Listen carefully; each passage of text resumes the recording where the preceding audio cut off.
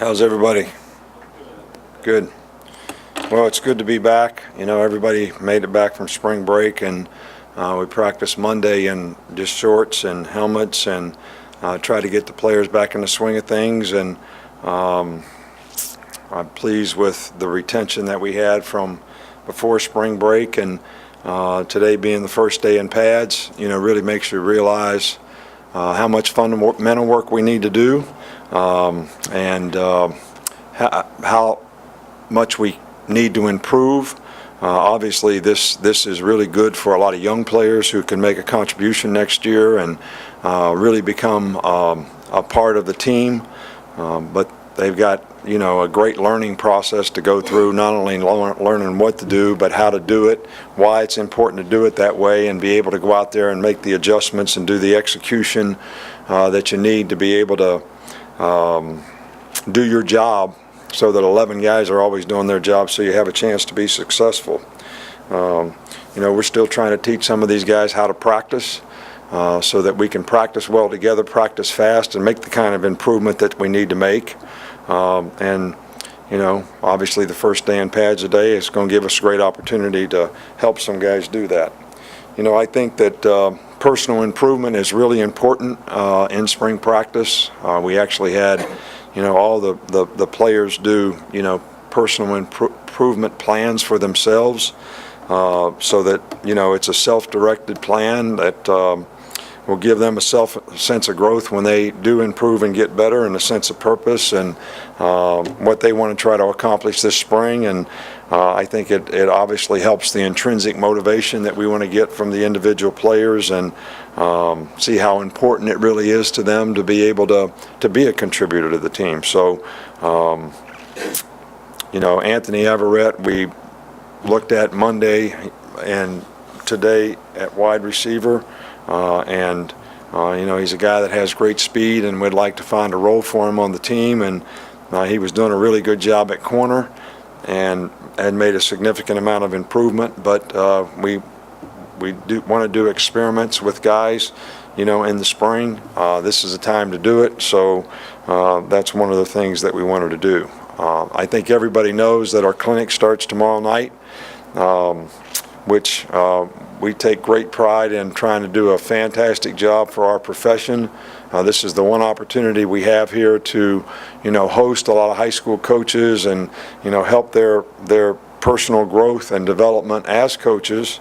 And we try to do the best job that we can in terms of the quality of speakers that we get and the time that our coaches, you know, invest, you know, in these next few days, so that we can, you know, help, you know, promote our profession and help these guys grow professionally. We've got some great speakers: Bill Cower, Jason Garrett, Tom Moore, Tom Herman. A lot of our staff, a lot of good, really good high school successful coaches will be here to speak as well. So this is something that we're always excited about.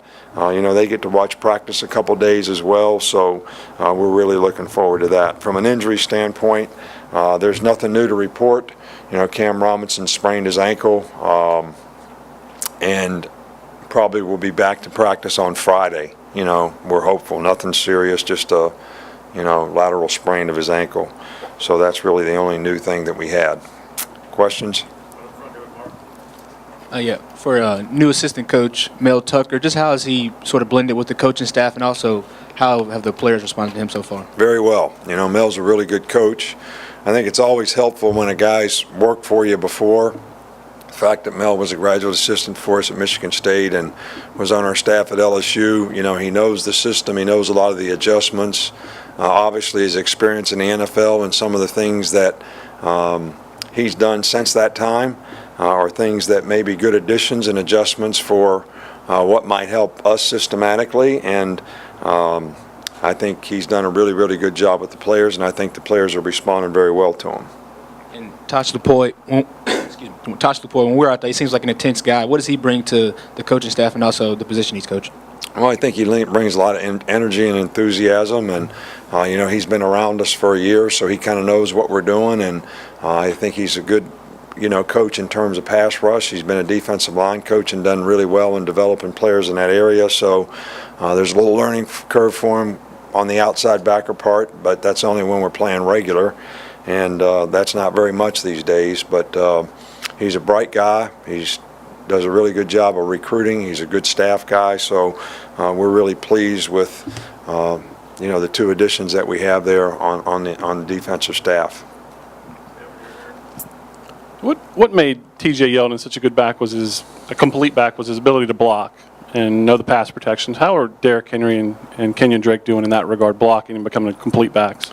Well, Derrick Henry, I think, has improved in all aspects of the game where he doesn't have the ball, which includes blocking, which includes being a better receiver, understanding pass protections, when you can get out, when you can't. Kenyon Drake, I think, has a better understanding, not quite as big and as physical as, Derrick, but I trust both those guys to be able to do a good job in that regard, and, they've definitely made a lot of progress, but they've also have the capabilities of making a lot of plays, so we definitely want them, on the field as much as possible. I had a Derek question as well. You've told us it's important. It's a challenge for young people to manage their own expectations. How has Derek done the last couple of years, and what do you see from that part of his game as well? Well, I think, I love Derrick Henry. He's one of the hardest workers on our team. He was probably, if you were going to give a most valuable player in the offseason program for just finishing and running hard, winning every race, finishing every drill, he'd have probably, got it or been in the top three at least. I think that he has a real burning desire to be a really, really good player and works really hard at it. And, what we try to do with guys like that is make sure that their anxiety is not something that, affects them because they want to do well so badly that sometimes they get anxious about it and get frustrated with it. And, we just want to be positive with them and get them to focus on what they're doing right now and don't get too result-oriented or get frustrated. It's almost like a basketball player that's supposed to be a great scorer and he only has 2 points at halftime and, he's pulling his hair out. We really don't want that, Maybe he'll score 24 in the next half. So, but you got to just focus on what you're doing right now, knowing if you do it right, you're going to have success, and, don't worry about that. Worrying is like praying for what you don't want to happen. All right, so we don't want guys to do that.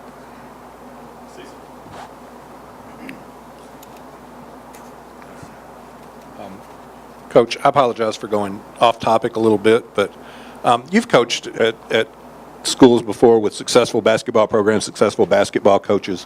What have your relationships been with those coaches, and how do you respond when people say, "Oh, Alabama's just a football school"? When they say what? Alabama's just a football school. Oh, I don't want Alabama to be just a football school. I mean, I want to be good in football. We have high expectations for what we want to accomplish, but I really want us to be good in everything. And I've tried to be very supportive of all the other coaches here, including the basketball coaches, and had a really good relationship with Anthony Grant and have a tremendous amount of respect for him as a person and as a coach. Really feel like we did everything we could do to help them recruit players and support the program as much as we could. I've always had really good relationships. Coach Izzo, Tom Izzo, and I are still really good friends. Probably one of my best friends. I've talked to him a couple times. We have a little family pool, so I don't want to get in any trouble thinking that I'm betting money on this NCAA tournament. But I actually had to change my bracket before the tournament started because I talked to Tom, and he said, if we can beat Georgia, I think we can beat Virginia. So I had Virginia beating them, but I picked them, so I'm on insider information.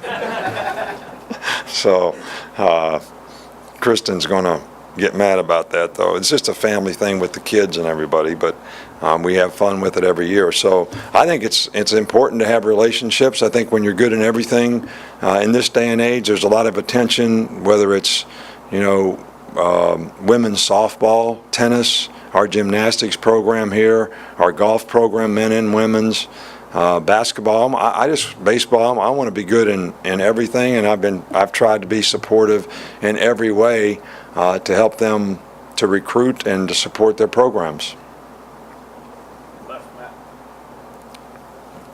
And with Deshaun Hand, I keep hearing just how much he's developed physically, especially upper body-wise. He has really come along there. From your perspective, how much do you feel like he has developed physically? And then just from a skill set standpoint, what do you feel like his main assets are? Deshaun Hand is, I think with these young guys, there's physical maturity that he certainly made improvement in. He's bigger and stronger than he was a year ago, but I think it's confidence and understanding, that you're trying to learn everything when you're a freshman. People have high expectations for you.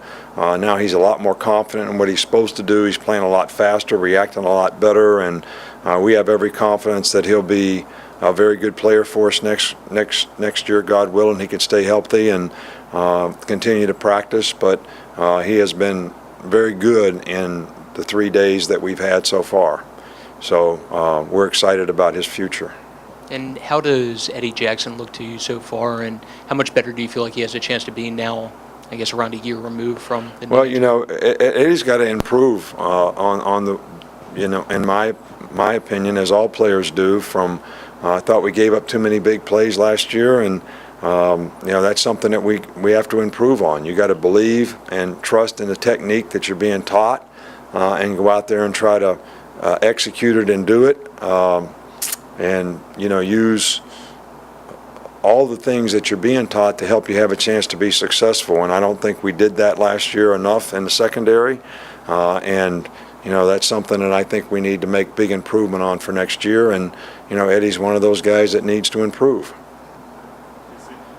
A little off topic too, but I just wondered how the changes in the NFL feedback for evaluating underclassmen, now that you've been through that one time with your guys, do you think that helped improve guys' decision making and that sort of thing? Well, yeah, I do. I really do. I think our guys were all good about that this year. I don't like the timing of it very well. When you got to submit by December 15th, and then you get those things back about a week later. I mean, we're trying to get ready to play in a playoff game, and we've got 6 guys on our team, that I got to go over what their grade is, with them. So it takes a really mature guy to stay focused on what you do. You tell your guy he's going to be a first-round draft pick. Does he go play good in the game or what? I'm not disappointed in the way, those guys played in the game, but I'm saying it is a huge distraction for your team. I wish we could some kind of way, from a timing standpoint, maybe move the date back when you declare, because we moved the college football season back a good 2 weeks. If we don't play the championship game till 11th or 12th or whatever it was, you got to declare on the 15th. But I really would like to see it get to the point where a guy doesn't get his grade until he's finished playing. So if you don't go to a bowl game and you're finished playing Thanksgiving, give the guy's grade. That's when he can get his grade. So that it isn't a distraction, for a guy, and there is some motivation for him to continue to play well, in terms of people are going to evaluate those games as well. So that's just a bone of contention for me. Some arguments would be, well, if guys get their grades later and decide later, how do you replace them? You kind of know which guys are probably going to go out and what their grades are going to be, and which guys, should stay in school. And every now and then you get a few surprises, but I don't think enough to hurt the program. And I don't know, how many guys have we had in the last, is it 19 or 22 or something, that we've had. So, that's quite a bit to have to deal with every year. And it's not just the guys that go. We've had as many as 5 go. And as many as 11 get grades. So last year we had 6 get grades, even though you're only allowed to get 5. So, it's a bigger distraction for us than maybe it is for other folks. We saw Kenyon Drake catching some passes with the receivers. Is that something that you guys are looking to do to move him around a bit, experiment with him this spring? Well, Kendrick, Kenyon Drake is, a guy that we want to get on the field. And, Derrick Henry and him both are probably, pretty dynamic players for us that are really good playmakers. So we're going to explore every way possible that, we can get those guys the ball. And, so far Kenyon has been very good as a back coming out of the backfield and the matchups that he gets with that. And we'll continue to try to explore ways to do that. But we may have some personnel groups where, we play those two guys together. And I think, those are the scenarios and the reasons that you're seeing what you see. What are you seeing working with the DBs from guys like Geno Smith and Hootie Jones, who are kind of, might step into bigger roles this year, kind of getting a little more reps back there and things like that?